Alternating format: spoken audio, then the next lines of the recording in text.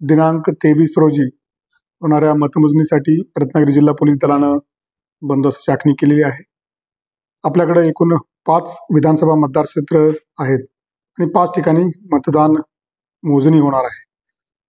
ह्या बंदोबस्तासाठी एकूण 100 अधिकारी, 700 पोलीस कर्मचारी, त्याचबरोबर आपल्याकडे अगोदरच कार्यान्वित असलेल्या एकूण 6 कंपन्या असा बंदोबस्त तैनात केलेला आहे। या बंदोबस्तामध्ये आम्ही काही ठिकाणी जे मार्ग आहेत ते वळवण्यासाठी प्रस्ताव जिल्हाधिकाऱ्यांकडे पाठवले होते आणि त्यांनी त्याला मान्यता दिलेली आहे। काही ठिकाणी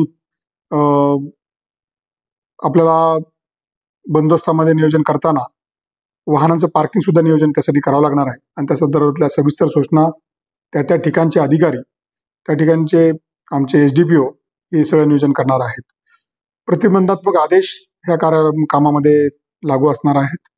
याच्यामध्ये कुठल्याही प्रकारच्या लाऊडस्पीकरचा वापर करताना, कुठल्याही प्रकारचा जमवताना त्या ठिकाणी प्रांताधिकाऱ्यांची परवानगी घेणं आवश्यक असणार आहे।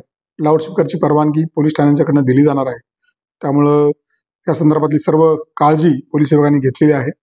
मी आपल्या माध्यमातून सर्वांना आवाहन करतो की ह्या कालखंडामध्ये पोलीस प्रशासनाला सहकार्य करावं, त्यांच्या नियमांचं आणि त्यांनी दिलेल्या सूचनांचं पालन करावं, अशा प्रकारचं आवाहन करतो। धन्यवाद।